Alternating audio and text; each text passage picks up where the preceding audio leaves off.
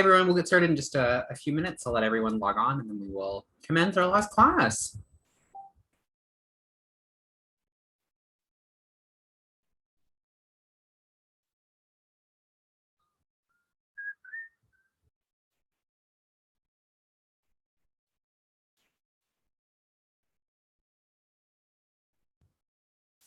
We'll get started in a few minutes. I hope everyone's having a good day. Remember in the first week, I was complaining that it was too cold in Toronto. Well, now it's 30 degrees and I'm too hot, so I'm unpleasable.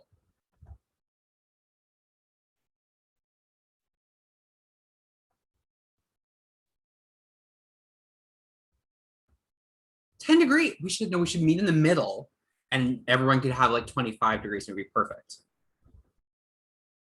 Yeah. This is too much. This morning I was like, I hadn't looked at the weather and I was like, oh no, do I have a fever? And then I was like, oh no, the air is hot. It's not me. Sometimes I forget what warm weather feels like after a Toronto winter. Oh, the forest fires, yeah.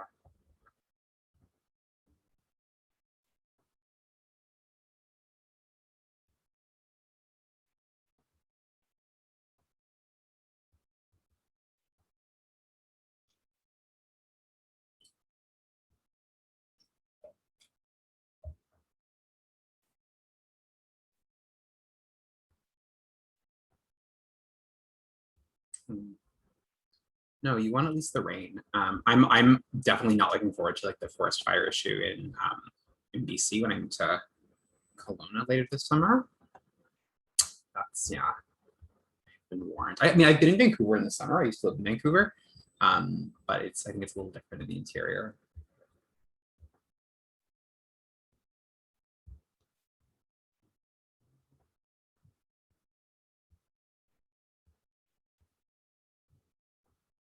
Just gonna sign up to Moodle and see how Moodle's doing today.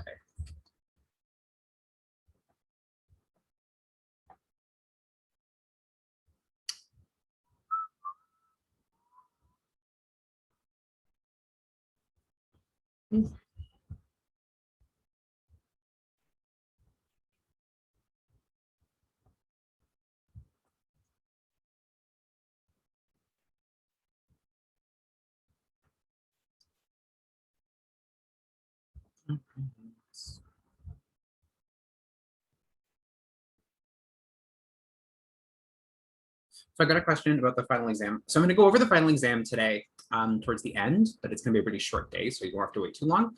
The final exam is Tuesday, the 25th. Technically, the 24th is a holiday, but yeah, it's not the 26th, it's the 25th, which is the Tuesday.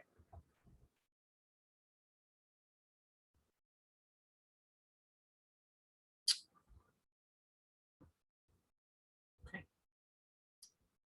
All right, I'm going to get started, and people are, we'll maybe sign on, or we might just have a smaller class today. That's fine. So welcome to the final wrap-up class for making sense of gender. I hope you made sense of gender successfully. So yeah, I'm going to do a little wrapping up of just some of the key terms and just kind of do a little concluding and kind of look back on all the things we've done over the last 3 weeks. I'm still pretty confused. Gender is pretty confusing. Yeah, so I'm going to kind of just do a fairly quick wrap up.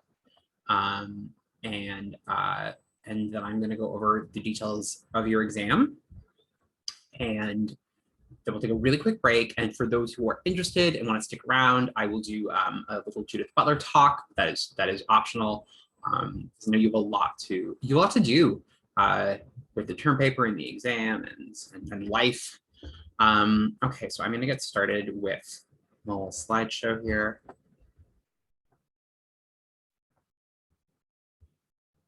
This is the fastest I've ever been able to do it, and it's because it's the last day. Okay, so in conclusion, making sense of gender. So I think I want to just start off by saying congratulations to making it through this class. A 3-week intensive class, doing an entire semester's worth of material in 3 weeks is is really ambitious and is really challenging. And I have pushed you, and I know that. And if you're listening to this and you're hearing this, you made it. So congratulations on all your hard work. I think it's been great, and I was really impressed and happy with the engagement, both during class and in the writing. So thank you. So just some, before I get started and dive in, just some reminders that you know this. I say this every day, but just for fun, your term paper is due today. Today is Thursday, May 20th. And your third reading reflection is also due today. Keep in mind you have a grace period, so if that comes in tomorrow, that's fine. Again, do not stress the reading reflection. And then Tuesday is our exam. You have all day to do it, so it does not have a specific time, but it is designed so that you will do it at some time on Tuesday, and then you will hand it in as long as I get it by the end of the day. Technically, it is supposed to only happen on the exam day, but if there are extenuating circumstances and you have a conflict on Tuesday, you may do it on Monday, but I would just kind of ask that you only do that if you absolutely can't make the Tuesday. And if you are, if there's any work I haven't gotten from anyone, and that means, if your term paper is coming in a few days late, or if I'm still waiting on a reading response from you, or the media response, Tuesday is the last day to submit any work. I really need everything by Tuesday, unless you email me pretty much immediately to let me know.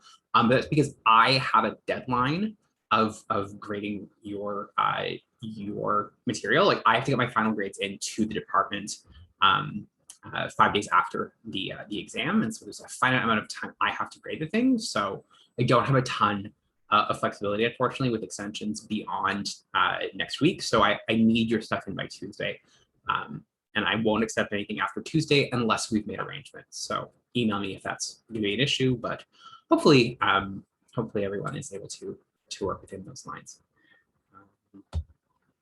Okay, so you know what? Before we do this, I'm just gonna pop back out.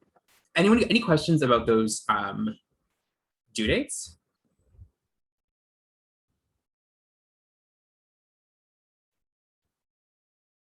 I think maybe I'll turn off my fan. Is that easier to hear me? Okay, it was the fan. 30 degrees, but I can survive. I have a hand fan somewhere. I'll get it on the break. Okay. Sorry, yes, any questions about deadlines and stuff coming forward?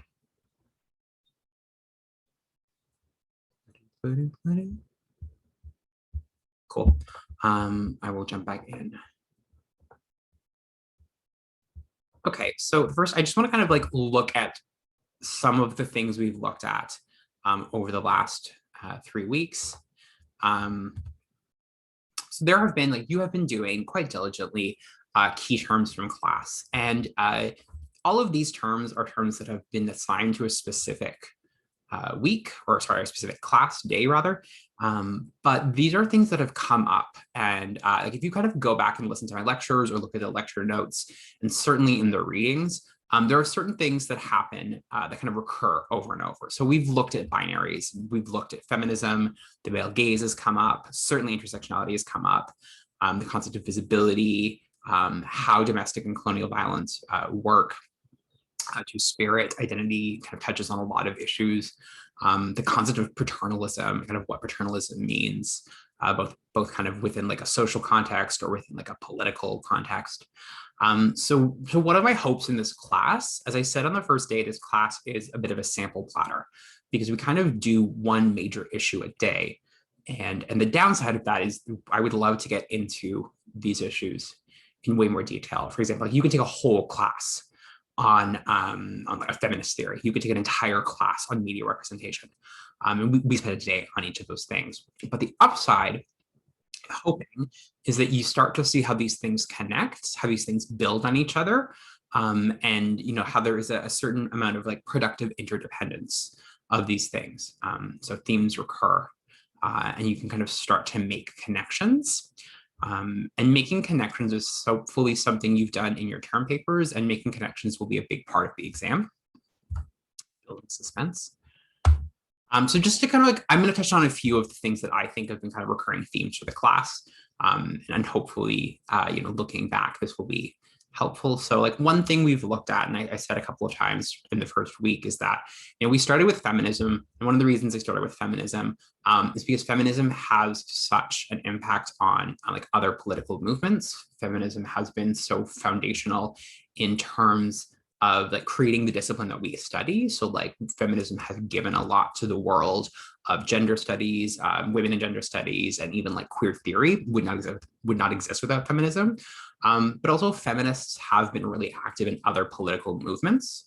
So there, anytime we've looked at a kind of political movement, whether it's been the gay rights movement, the women's health movement, Black Lives Matter, like Indigenous women's movements, feminists are involved in all of those organizations, and they bring the experience of the women's rights, whether they were physically present in the women's rights movement or they're kind of coming down they're of different generations.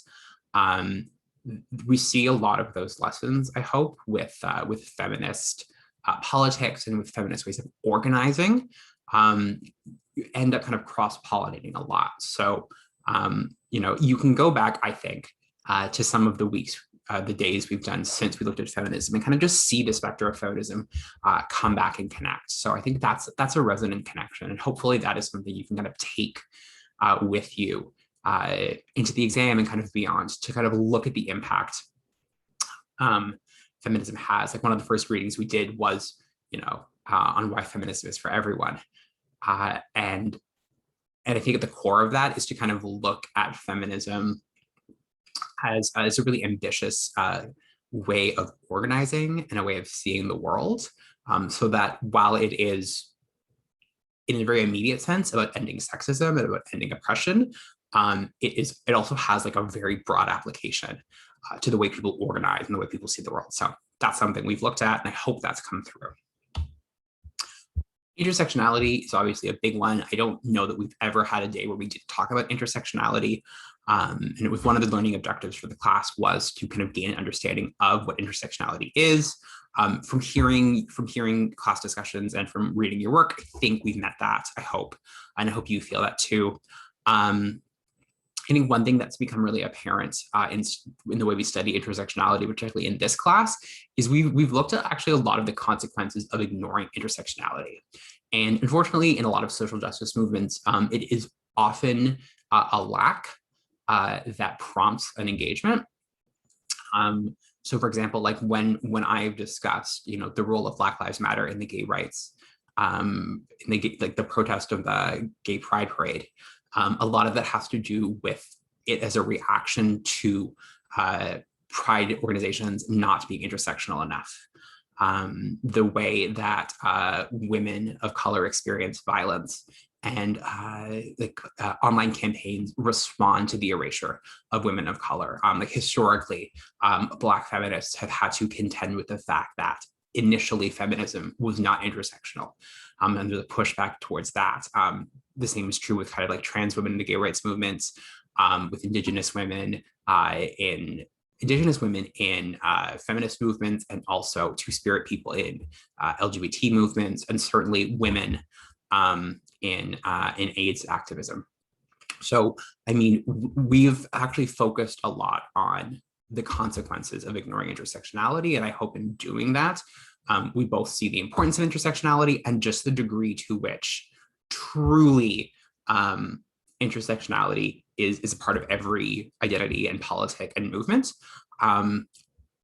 There was a moment where I was thinking, it's like, well, maybe I won't do a day on intersectionality because every day is a day on intersectionality. And that's certainly true.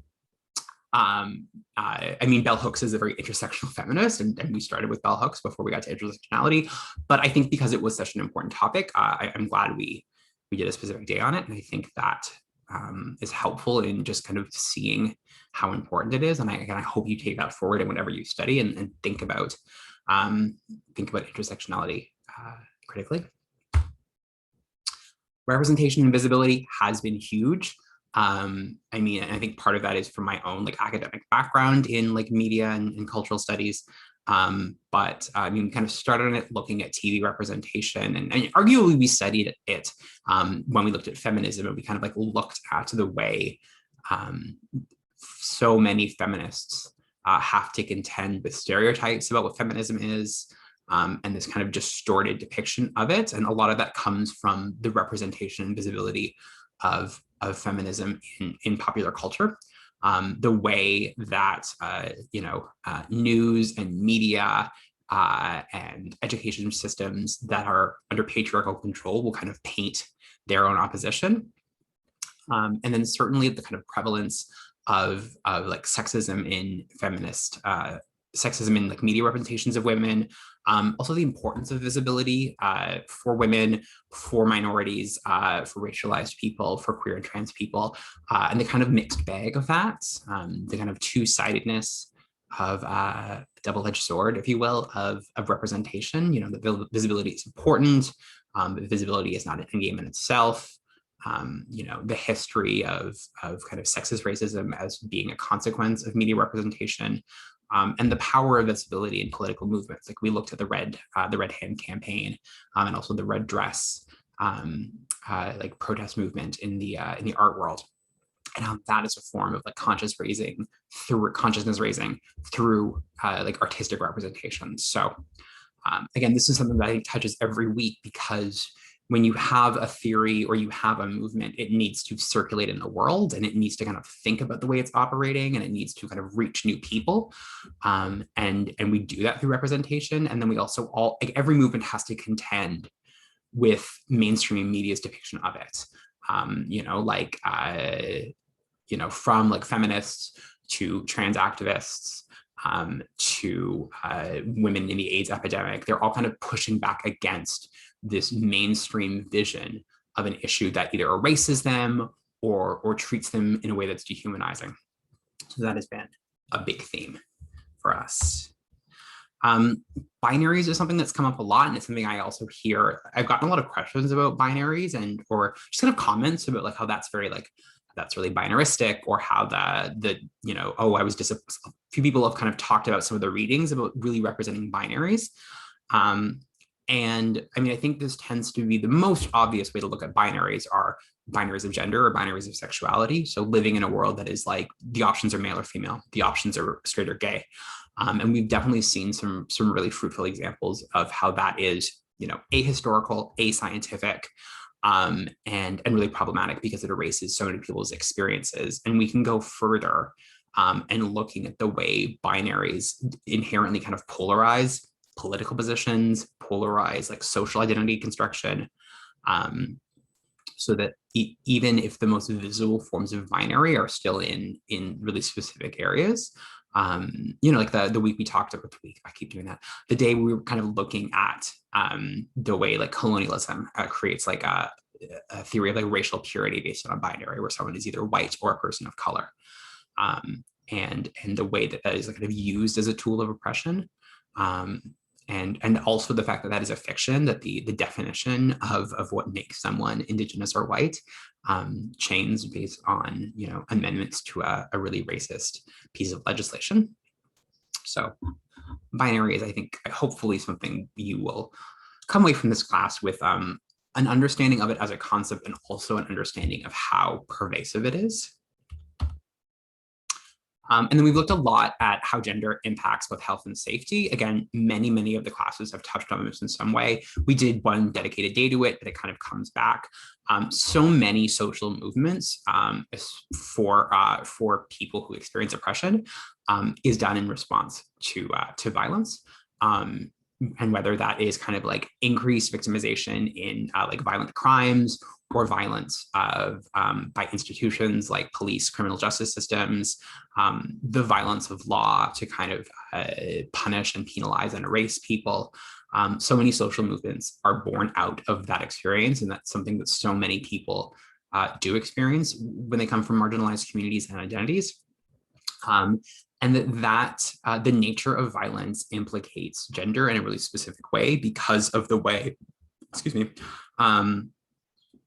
again, both criminal justice and health systems are so male dominated and have been kind of conceived as very patriarchal, that their relationship to women or people outside of a straight cis male experience like foreign to them, is so at best, what's the word?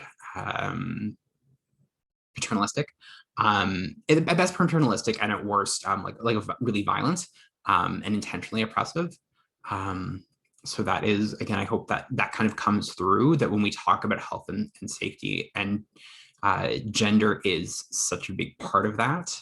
And that so much of the consequences of being marginalized based on gender, sexuality, or race tend to intersect both with health and physical safety. Oh, jumping ahead.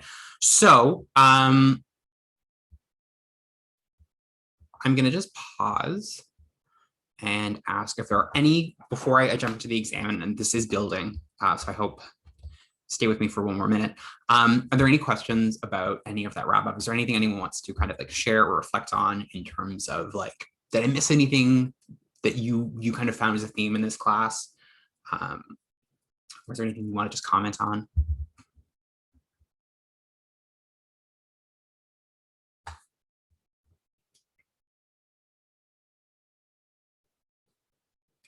You can write it, or you can say it out loud.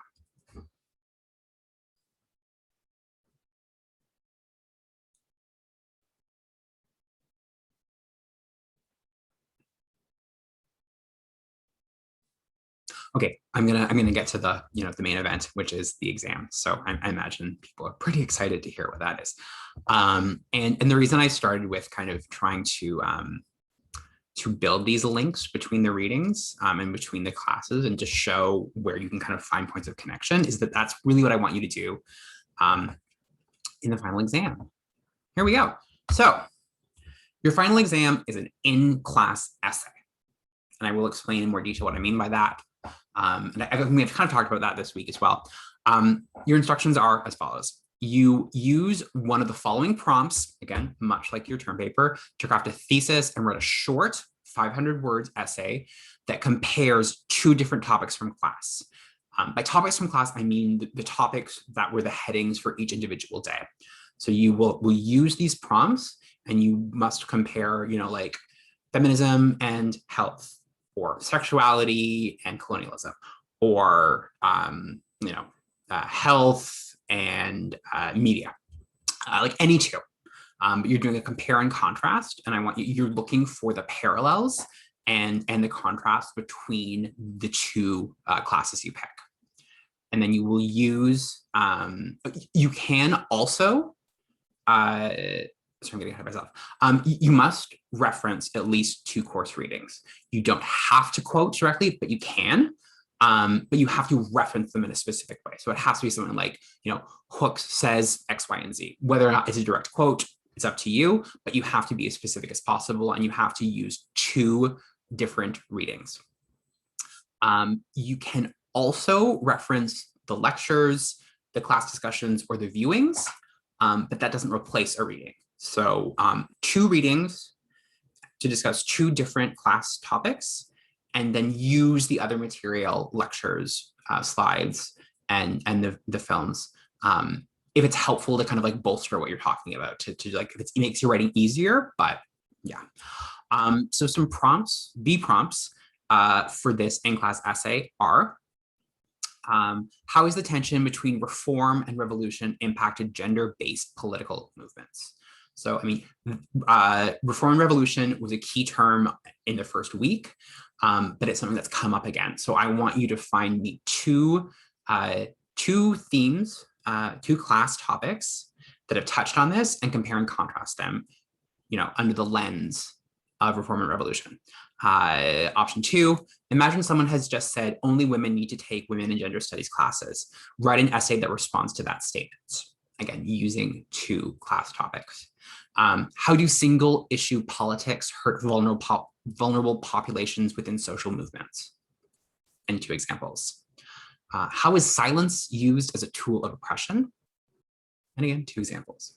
The fifth option, this is kind of a fun one. Okay, you can write another media response, basically, and I'll break this down. Using two readings from weeks 2 or 3, write a new media review with a different piece of media. You can also use the brand as a third source, but you must select a different piece of media and you need to use 2 readings that aren't from the first week. The reason is because the media review was due at the end of week 1, virtually everyone's media review used readings from week 1. And that's what I expected. That was normal. And I don't want you to just repeat your first media response. And I'd like you to, if you're doing this option, to plumb a little deeper. You should absolutely use the feedback I gave you on your media response to kind of like push this forward. So I gave you some notes about your analysis or how you were using text to engage media, like use that to develop this new one. But if you're doing option 5, again, you have to use text sources from either weeks 2 or 3. You can use the brand on top of those, and that would be a third reading. And you have to do a different piece of media. The other thing I will say about this, and maybe I will put this in writing later, it shouldn't be a piece of media we've reviewed in class. So it shouldn't be any of the films we watched. It should not be Modern Family.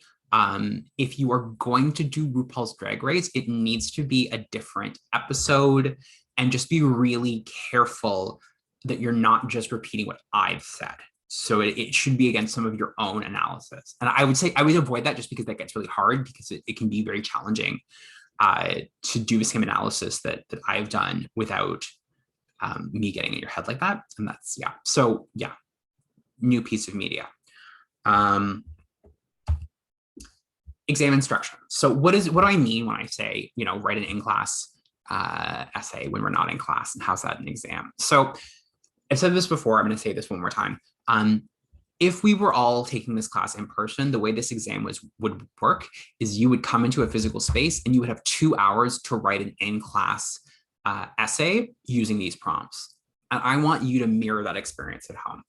So this is designed, and my grading scheme is designed, that you should be writing this in 2 hours. And you should treat it like an in-class essay. You can use the weekend, like I'm giving you the questions now and you have time to think about it. So you may and you should use the weekend to start brainstorming and doing outlines about the paper. You're on the honor system though to do this as an in-class exam. But there's no way for me to enforce that. There really isn't. I thought for a minute, it's like I can make everyone log in and I could like watch you write the paper, but like from an accessibility standpoint, that's just not a good idea. And it's also not necessary. So I'm asking that you do, pick a time on Tuesday that you're going to sit down for 2 hours and write this thing. And that you don't spend 4 days writing the paper, because it's not designed to do that. And truly, I'm not asking that work of you. It should be done in one sitting within 2 hours, or, like 1 hour, take a break, go for a walk, come back. So again, you can write it at any time on Tuesday. And if you can't make Tuesday, Monday is okay as well. I'll ask that you upload your essay to Moodle by the end of Tuesday, just like you did with all your other assignments. And again, you can write it anytime, make sure you upload it by the end of the day. And Monday is an option only for those who have a conflict. And just to reiterate, because this is an exam rather than an assignment, you have to submit this by the end of the day Tuesday. So there's no late penalty for a late exam. It's just not accepted, in the same way that if we had a physical in-person exam and you did not show up, you would miss the exam. So if something happens, Monday night or Tuesday morning and you can't write the exam, you have to email me. We'll make other arrangements. But if I get an email from you Wednesday morning it's like, hey, here it is, sorry, it's late.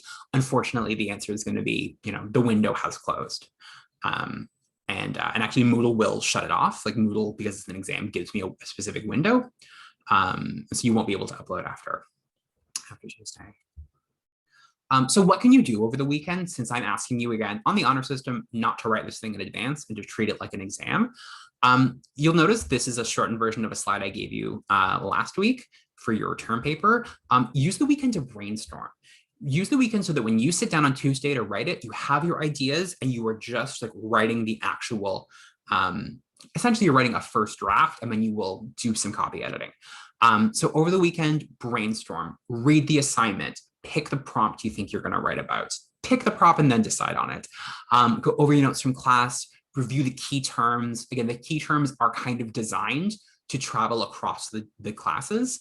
And so those are a good place to start thinking about it, and generate your idea. Like, come up with your thesis, come up with the topic that you're going to write about. You know, pick the 2 classes that you're going to focus on, pick the 2 texts you're going to draw from.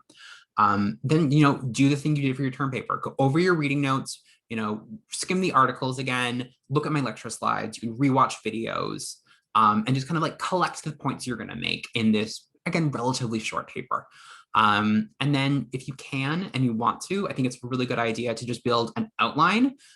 Point form, just kind of, it's like, you know, here's what I'm going to talk about. Here are my body paragraphs. Here's my intro. Here's my conclusion. And again, just so that when you sit down to write the exam, you're not starting with, what am I going to write about? You're sitting down and you're like, I know exactly what I'm going to write about. I know the points I'm going to make. And what I do on Tuesday is just putting it on paper.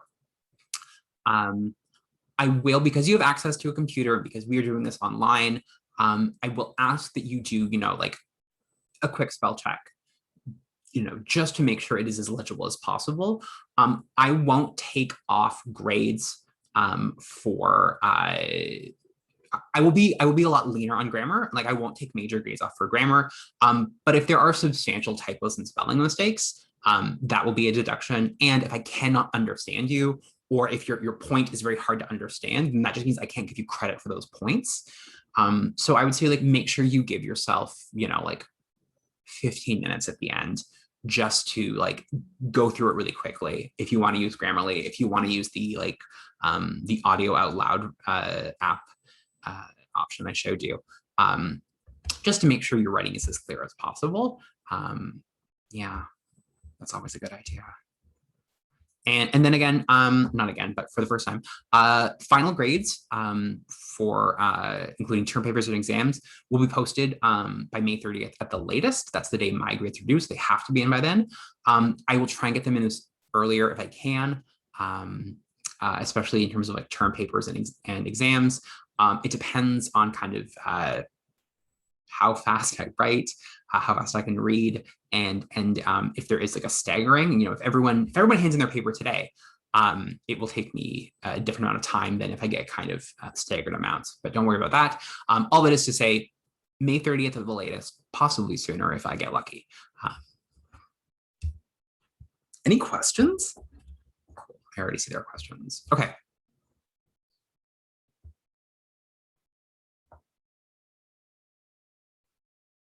So someone has asked, in terms of option 5, the one where you're doing a media response take 2, and I say you have to use readings from week 2 or 3. They have to be readings from different days again, because this is about taking, again, this is still about taking two class themes and comparing and contrasting, but they don't have to be from different weeks. But they should not be from the same day.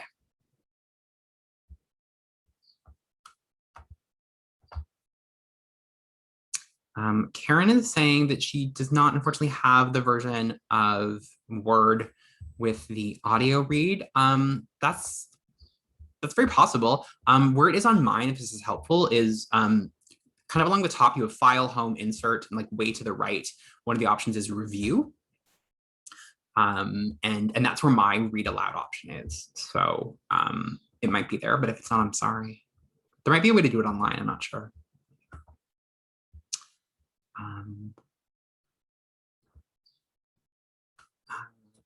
Any other questions about the exam, about the format, about the instructions?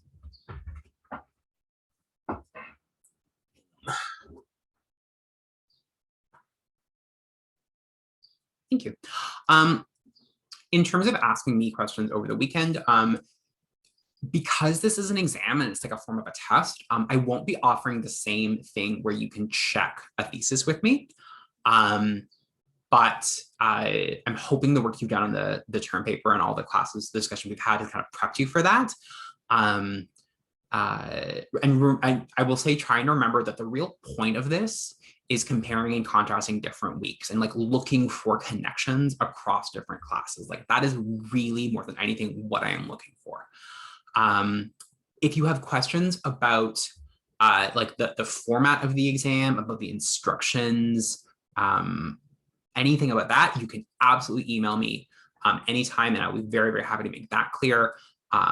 But in terms of like content and what you're going to be writing about, because it's a test, I just kind of want to see what you come up with, and this is a way of me just seeing it's like what you've kind of learned over the last 3 weeks. Yes, it is 500 words. That is not a firm. That's a guide.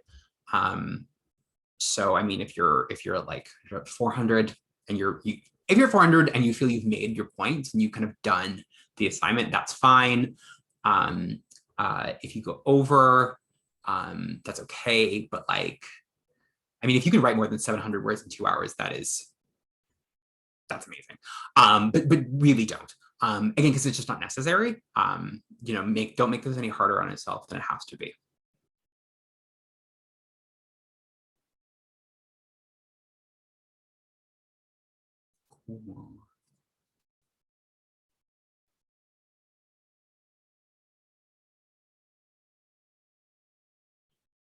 Yes, he was asking excellent question. As with the term paper, the exam can use readings from the same week on different days. So, for example, if you are going to compare feminism and media representation, they're from the same week, but they're different days, that's fine. If you wanted to do, that's an example. So all the weeks are swirling together. If you wanted to do, you know, colonialism and health, again, different days on the same week, that's fine, for sure.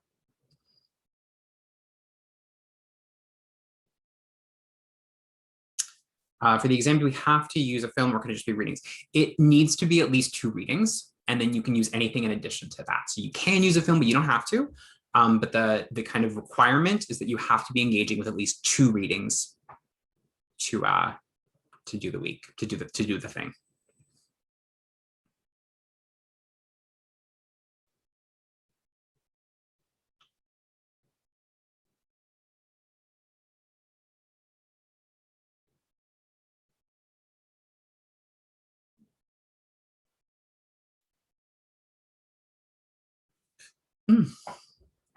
Any other questions about that? One thing I will say, just as you're preparing, that I think is going to would be handy, and just kind of like to get into the headspace of this exam and to kind of focus on the compare and contrast thing, is go back to the beginning of this particular lecture. And when I was kind of going through the themes of the class, I think not that you have to do exactly what I pointed out, but I think that is a way of approaching this. And I intentionally planned that part of the lecture to be kind of a serving suggestion about how I would approach this exam. So just kind of look at look at things that have come up in multiple classes. I think in terms of how I would approach this is I would pick one of the themes that resonates with me. So I would look through the prompts, pick one that kind of like, that sounds good, I like that. And then look through the readings, like go through the syllabus and just kind of look for different days that seem like they've covered a similar thing. And I think that's the generative way to do this. Again, like the focus of this is on comparing and contrasting.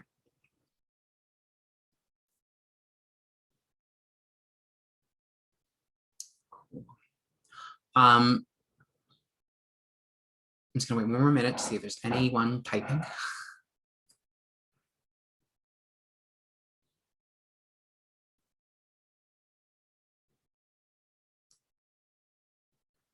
Okay, so it is 1:40. We're gonna take like a 5-minute break. And when we come back, I'm gonna go over Judith Butler very briefly. Again, this is an optional part of the course. So if you don't want to do with Judith Butler right now, that's fine. This can be the end of the lecture for you, and I will see you later. But if you want to hang around when I come back, I will do it. Also remember, this is recorded, so you might not want to watch this right now because your head is very focused on the assignments, but know that this is here for later. And if this is where you sign off, again, thank you for a really great semester. Thank you for all your work. And it's been a pleasure. All right, so for those of you sticking around for Butler, I will be back in 5 minutes. So we will see each other at 1:45. If not, have an awesome weekend.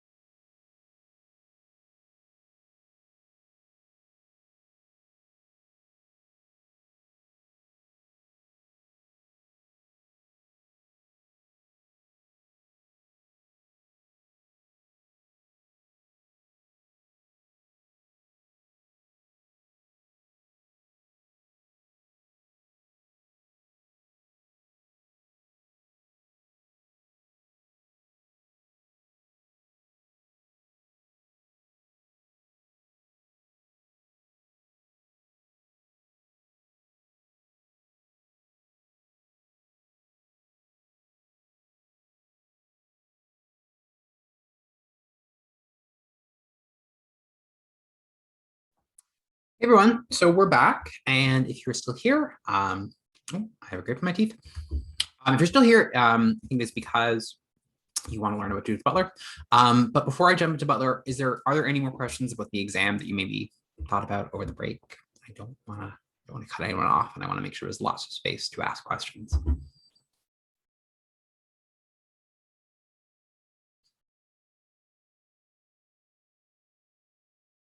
Okay, I will proceed. So I did post the Judith Butler on Moodle. If you had a chance to read that. I'm sorry. So one thing to note about Butler, and one of the reasons I ended up switching her to an optional assignment halfway through is because she's notoriously difficult to read, and that's actually pretty intentional on her part. Judith Butler's a lot of Judith Butler's like inspiration for her theories come from like a very like critical post-structural approach to language. And she kind of does this thing where she intentionally like deconstructs language and kind of like talks in complicated ways as she's going. And it's really what can be like really frustrating is when you hear Judith Butler talked about when you hear Judith Butler talk about gender. Sorry, I'm getting a question about the exam that I'm going to pause and answer. What are we meant to do? So with the exam, it is, again, I'm not sure if you were here with the first half of the class. The exam is an in-class, the exam is an in-class essay. So I've given you prompts and they will be on Moodle after class today, very similar to your term paper. And you will use those prompts to write me a short essay of 500 words. And you need to, engage 2 class topics. Like every day, the class is a topic. So you need to pick 2 topics from 2 different days and use 2 course readings to engage with that. And then write a short essay of 500 words using one of the prompts. And you do that. It should take 2 hours to do, and you'll do that on Tuesday. And then you upload that by the end of class. No, not class. You upload that by the end of the day on Tuesday to Moodle. Does that make sense? Cool. Okay, I'm gonna pivot back to Butler. What was I saying? Something about stuff. Right, Judith Butler is really hard to understand on purpose. One thing is, I was saying, so in her writing, she is incredibly and very intentionally quite dense. When she speaks out loud, I heard her talk once, and there's a YouTube video I sometimes show. She's very clear. And it's really, I was very frustrated when I was like an undergraduate student, and I kind of read her work. And then I heard her talk because it was this moment of like, oh, you can be way clearer about this. And there's actually a lot of academics who like who take issue with Judith Butler's writing style as being intentionally dense. And that is an option. And so if Judith Butler is not your jam, it's funny because my research is based in drag, and Judith Butler is known for performativity, which uses drag as an example. This happens less now, but when I was starting out and I said I studied drag, the answer I always got was like, oh, well, you must be obsessed with Judith Butler. And the answer is no, I'm not. But they're kind of connected. And so I kind of had to learn to get along with her. She's very cool and she's nice and she's done really good stuff. But yeah, as a writer, I have some issue with her narrative style. So I'm just going to try and break down what I think are kind of the basics of this, and specifically the utility of this theory to the stuff we've looked at. So I'm going to go back a second here.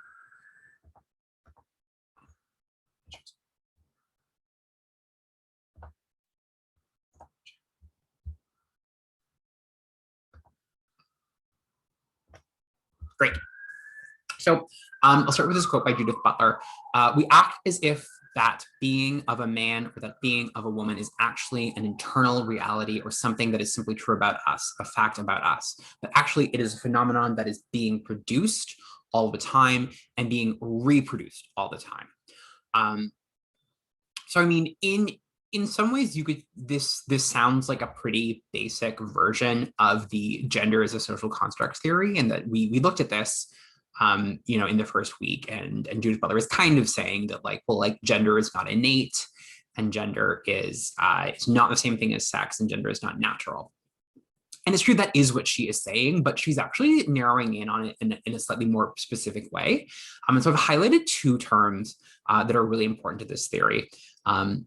The idea that gender is a phenomenon that is being produced and that it is reproduced all the time. And that is, I think, what really was kind of a revolution amongst like theorists. Judith is a really foundational, I'm friends with her. Judith Butler is a very foundational queer theorist and kind of like a second generation queer theorist. The idea that gender is something that gets produced rather than something that is even in its construction that is passive, that gender is never passive. The gender is always something that has to get produced and needs to get reproduced over and over, was her kind of main intervention. I think she tells the story in a lot of her work, and in the readings, the reading we did for class, if you did have a chance to look at it, I think she tells the story of the way she got this idea was she went to a drag show in the 80s and she saw drag performers who were cis men. And Judith Butler is self-identifies as a lesbian and is like not particularly feminine and doesn't really ascribe to much like traditional femininity. And so she had this experience of watching drag queens who were really expertly doing femininity and who were able to like walk in heels and dance in heels and wear these clothes with a sense of authenticity and just kind of do all these things that Butler had kind of been told all her life should be natural to her and never was.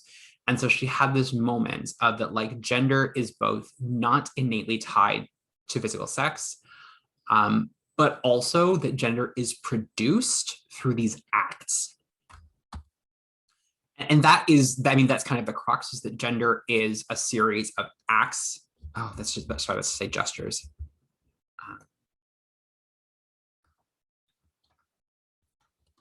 Gestures, sorry. Right. And the center of Judith's theory is that the thing we call gender is created by physically doing really specific things and really specific gestures, so that gender is not something you kind of passively sit back and have, but that you can only really express your gender through behavior, through like inflection, through like aesthetics of style, but the gender has to be active. And it is done through a series of acts, and it has to be redone constantly. You can never do your gender so well that you can take a day off.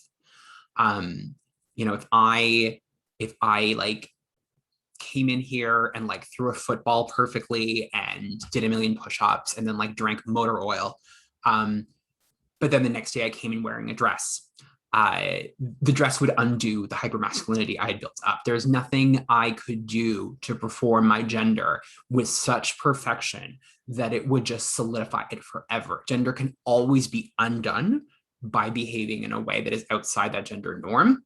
And that means that gender is predicated on like constant reaffirmation. So it needs to be constantly created. And again, it needs to be created through acts, through specific either physical gestures or like affect of like putting something on or creating something. But again, gender is a verb, gender is something we do. And Butler uses, performance as essentially a metaphor, like theatricality as a metaphor, because theater and performance is, again, it's something that is done.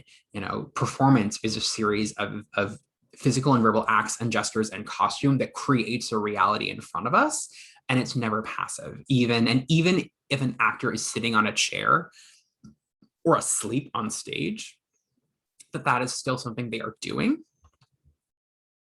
I think the really important thing, and this is something that has become actually kind of destabilized more in the last decade, is that it's really important for Butler that people understand that when she says gender is an act, she doesn't mean that gender is fake. And that when she's talking about, because that's like a problem with the word, when someone says it's an act, we often mean that it's insincere and that it's just for show.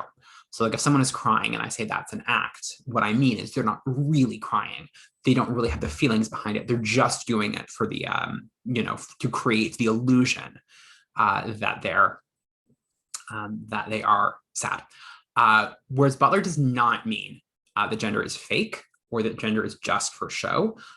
She's very aware that gender both has really serious consequences. People are rewarded in very real ways for expressing normative gender. People are punished in really severe ways for expressing non-normative gender. Queer and trans people experience violence and oppression for expressing their gender.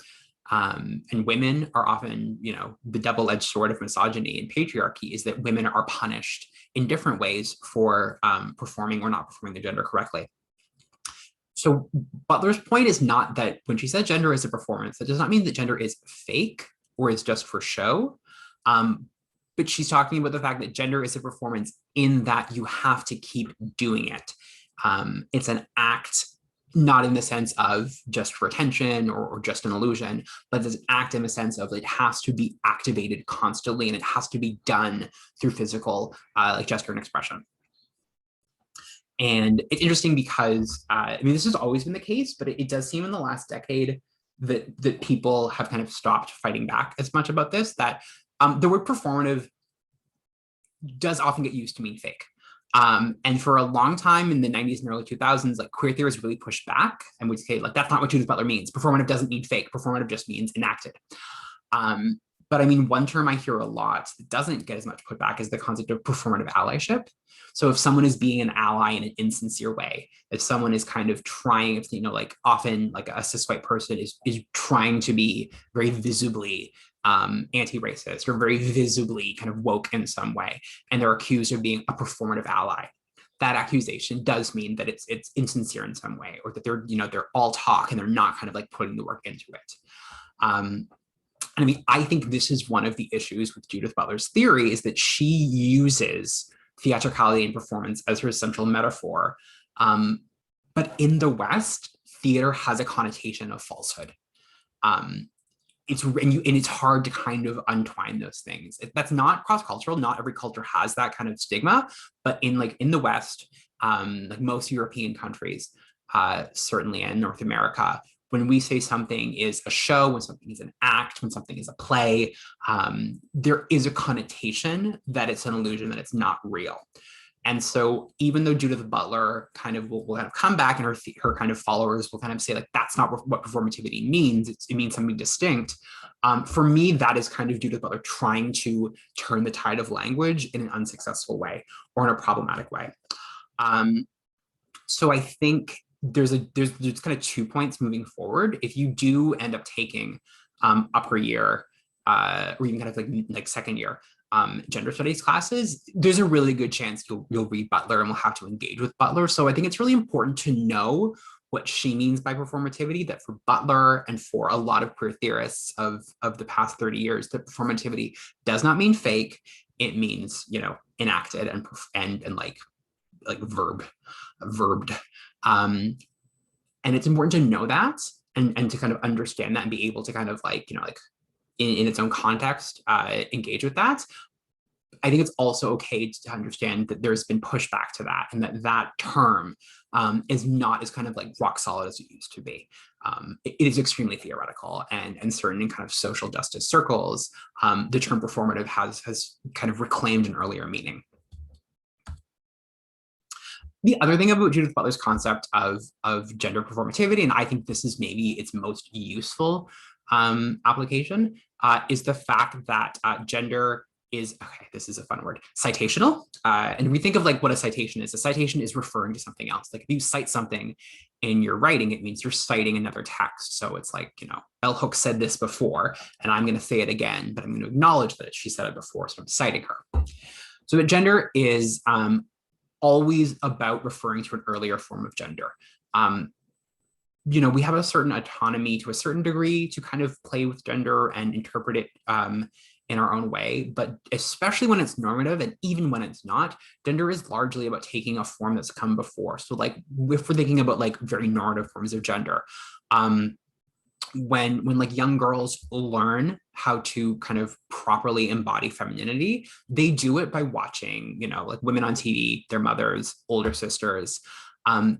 Gender always kind of like comes from something prior, and it's not coming from an innate physical body thing, the theory goes. It is coming from like this like cultural tradition. And so gender by its very nature is always referencing something that comes before. Where Butler comes into this that I love is that there is really no original. As that the thing about gender is that it's a copy of a copy of a copy of a copy of a copy. There really is, you can't point to an original. Like, why is wearing a skirt seen as feminine and wearing pants masculine? Why are those gender terms? Where does that come from? We really can't point to a specific original, and we talk about it like it's this innately natural thing, as natural as anatomy, but it's not. What is the origination of femininity and makeup? If we look at all these things historically, it's actually much more complicated. Again, high heels were originally worn by men. Across history, both makeup and wigs have been worn by men, and that's just in Europe. So Butler's kind of critique of very traditional, strict 20th century gender is that it is this repeated citational thing, but there is no original. And the way gender kind of normalizes itself, here comes another big one. Gender is a construct that conceals its genesis. And so gender, so again, Genesis is kind of about like an original. The book of Genesis is like the first. And gender is a construction. Again, it is something that's been culturally constructed, but it conceals that. It conceals the fact that it's been invented, and it presents itself as being normal and innate and eternal, but it's not. That's Judith Butler. So, I mean, that is, I think at an introductory level, that is what I would hope people would understand about Butler if they're engaging with her for the first time. And I think there's a couple of her readings that cover this. So like what we read is actually not her original text on it. And I think I like it because she has a little more distance from it, and she's actually talking about her original theory. The original theory is from a book called Gender Trouble, written in 1989. And there's a lot of theorists who kind of responded to this. So you can certainly get into this theory with a lot more depth. And she's pretty easy to find in terms of like a scholar within like university libraries. But that is what I would kind of, that's my pitch for the basics of Butler. And it is understandably very complicated, deceptively so, I would say, because I think the bare bones of it it's a fairly simple concept, gender as a performance, but a lot of the rhetorical moves she uses are really complicated. Okay, that's Judith Butler, as I understand her. Are there any questions about Judith Butler? With her work, and you said it was quite dense, does she do that in a way to separate herself from others, or kind of like create a circle of people that would only understand her writing? That's a great question. I mean, I don't think it's about intentionally separating herself. I think it actually comes. So one of Judith Butler's biggest influences is a theorist named J.L. Austin. And he is this like deconstructive linguist. And he's really about kind of like taking apart the different functions of language. So, I mean, I think Butler writes in the way she does because she is kind of trying. I think her approach to writing is kind of an anti-normative use of language. And I think I would have to look into this in a little more detail, but I think, there is a belief that writing in a more straightforward way rests on too many linguistic assumptions. So I think what she's attempting to do is deconstructing the words as she's writing them. I mean, I often use the image of like, she's taking apart and rebuilding the road as she's walking on it. Because I think she's trying to draw attention to language in that way. I don't think it's successful, but that's my theory as to why and how she does that.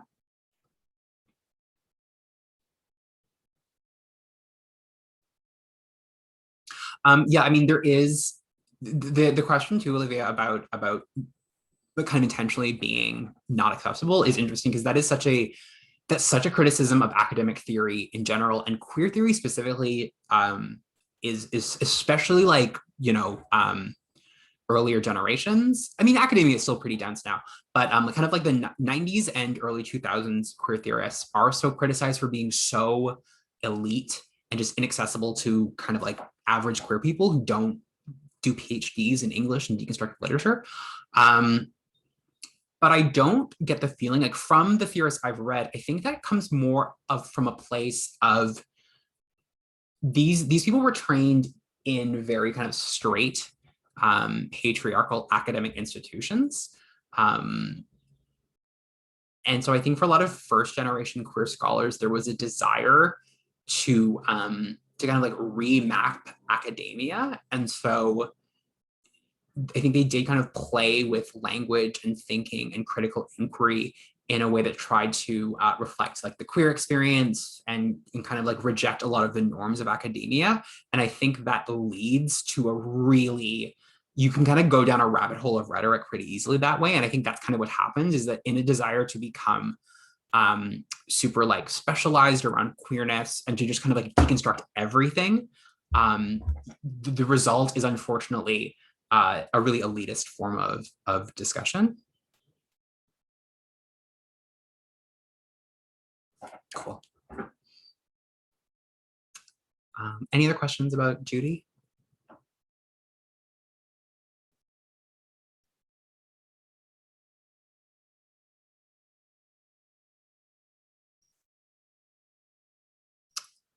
Okay, that is my lecture for today. So once again, if you do have any questions about Judith Butler, you can email me anytime. And just once again, oh God, I love the message. Once again, if you have any questions about the exam, email me anytime over the next couple of days, and good luck on finishing your term papers. I'm just gonna read this message.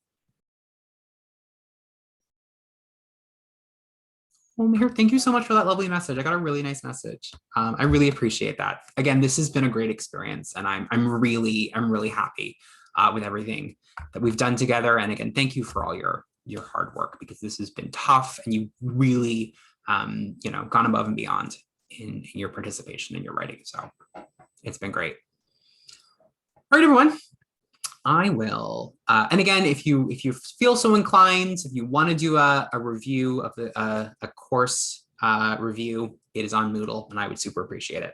Okay, that's my pitch. All right, have a good weekend, everyone. Bye.